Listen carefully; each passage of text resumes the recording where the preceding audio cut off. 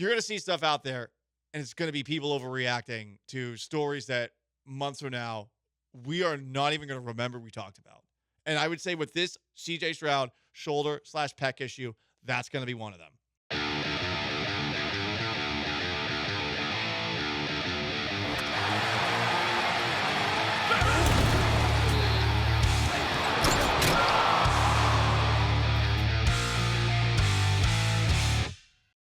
Settle down, people.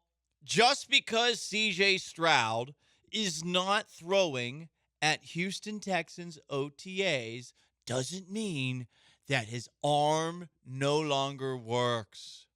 But, Paul, he had shoulder injuries at Ohio State. But, Paul, he's dealing with a pec issue and a shoulder issue right now. What are the Texans gonna do? Well, here's what Texans head coach DeMeco Ryans had to say about C.J. Stroud earlier this afternoon. First off, I know everybody's going to ask, first, is CJ not throwing again? There's no concerns with CJ. It's just general soreness. We're taking extra precaution with him, but he'll be good to go. No concerns on my end there. Really excited the way our guys are working. New Texans offensive coordinator Nick Caley also weighed in on Stroud as he tries to get back on the field. Here's what he had to say. Yeah, he's locked in every step of the way. No concerns whatsoever. I know DeMeco's already hit on this. Everybody's got a specific routine relative to their own routine, specific to whatever, through whether it's football, whether it's athletic training, etc. And he's doing a great job, and he's out here, and he's working. I am not stressing about this. I think that for now, when it comes to CJ Stroud, this is just something that he will overcome. This time of year, you got to remember this. With the NFL's offseason changing as much as it has over the last 15 years due to the collective bargaining agreement that almost had a lockout in 2011. Right before the 2011 season, they got things done very, very late. But that agreement led to a dramatic change in just the way that the offseason is. OTAs, like nothing happens now. Every single year, less and less has happened at these offseason training activities that are voluntary, even though they're more voluntary in name only. You can't get fired for not showing up. But if you don't show up, you're not doing yourself any favors if you're not one of the best players on the team. But Stroud not throwing, not a big deal. This is a huge moment in time right now for the Texans to actually figure out what they're supposed to do on offense. A lot of that is just walkthroughs. It's the offensive line who are all rotating around, understanding the offense as best they can because it's a new offensive coordinator with an entirely new offensive line. The quarterback has to understand what he's supposed to do. The wide receivers have to understand what they're supposed to do. But more than what happens on a field right now, more than passes thrown at practice, the most important thing right now for the Texans is that they are all doing their homework, that they are reading, that they are studying. It is all about getting on top of the offense as best they can. I think C.J. Stroud is doing that right now. You just heard Nick Caley saying that he is. Stroud is a dork when it comes to football. He's a nerd. He loves the game. The guy brings up random specific moments that he remembered while watching film over the course of a season in podcasts. And while you might have gotten annoyed with all the podcast appearances that he did last offseason, I think somebody that can remember select minute details the way that Stroud does is a sign that the guy is a bit of a junkie when it comes to the actual sport. And that's what you want in your quarterback, even if you maybe think that the guy took a step back this past season. You want a guy who's obsessed with it like that. I think Stroud is perfectly fine when it comes to picking up this offense. Now, is this offense going to be good? I don't know. I think a lot of people are hoping it'll be good, and the wishful thinking is leading to some optimism that I'm not sure is justified. There have been a lot of guys that have come from the Sean McVay tree. A lot. Oh, but Paul, he also was in New England for a little bit of time. Cool. Has a rapport with Nick Caserio. Great. Awesome. Splendid. Wonderful. Should be at the very least better than Bobby Slowick, because how can it be any worse? Same thing with the offensive line coach side of things. But when it comes to the guys who are not out at practice, don't worry your silly little head, your pretty little head. Sit back and relax. The stories that come out this time of year, the ones that'll get your attention, are probably going to be manufactured in a way where it will freak you out. This is the NFL offseason. They're trying to get your attention. They're wearing the loud Hawaiian shirts that I wear on the weekend, formerly in the pursuit of a mate. That's what's happening online right now. You're going to see posts on X, on Facebook, which, oh my God, Facebook, what a quagmire of misinformation and disinformation.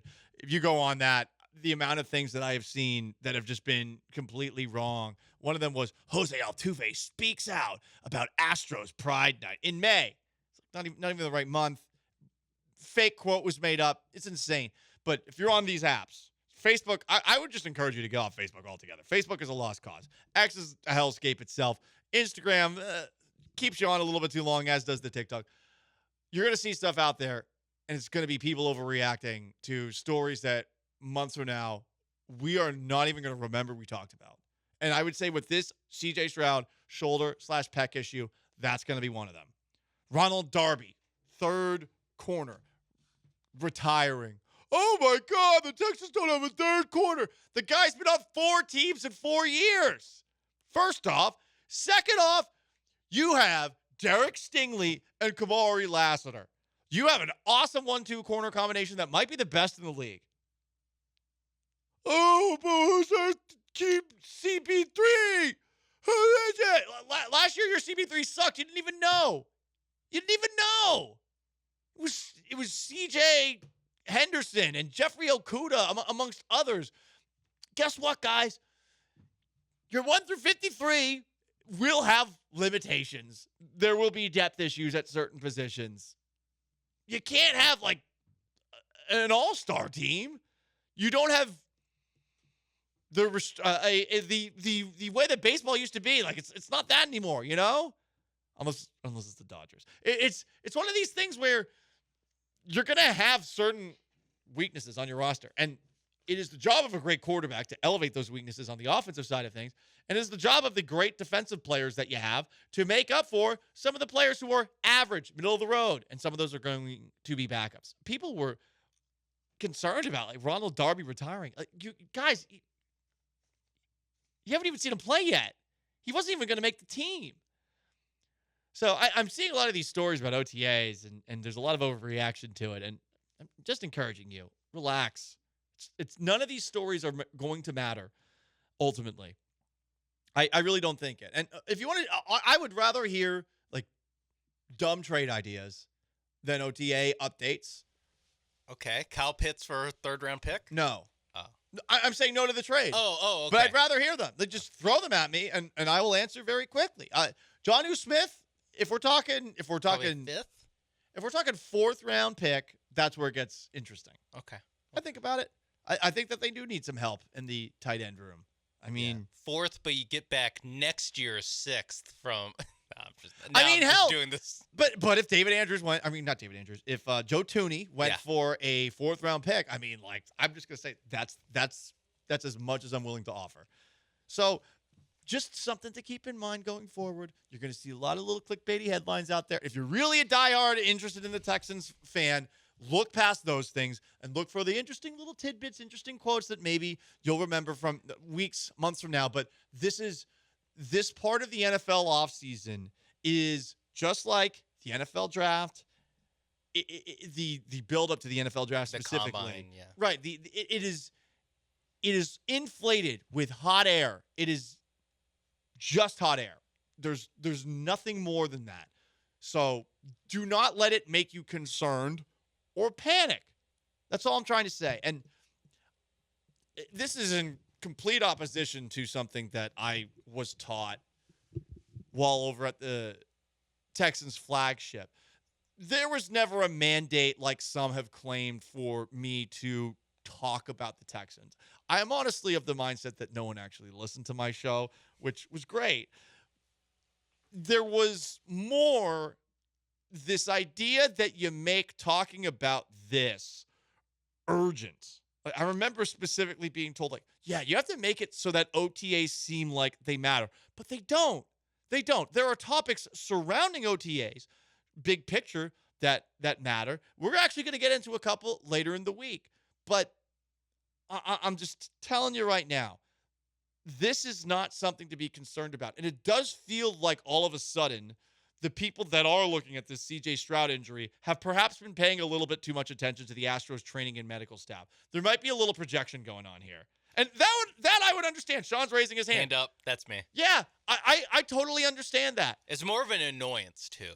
Like, I know it. I'm with you where I know that your starting quarterback not doing essentially walkthroughs and voluntary minicamp. Like, this isn't the end of the world.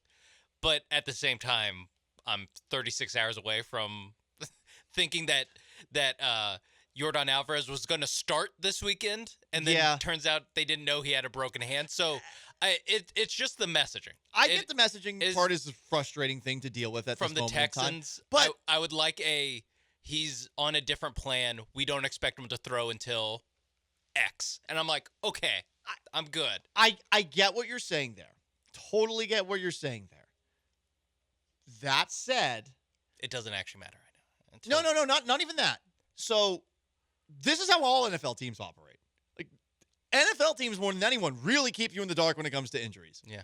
Because they don't want their players getting targeted in the middle of a game. Yeah. It doesn't really happen in baseball.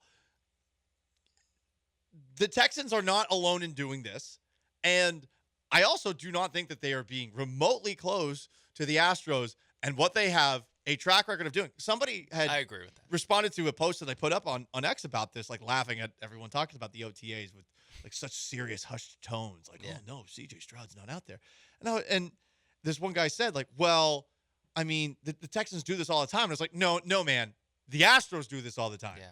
The Texans really don't do this as much. I mean, NFL teams in general don't really. I mean, part of it's just because they have like a injury report that they have to put out every day.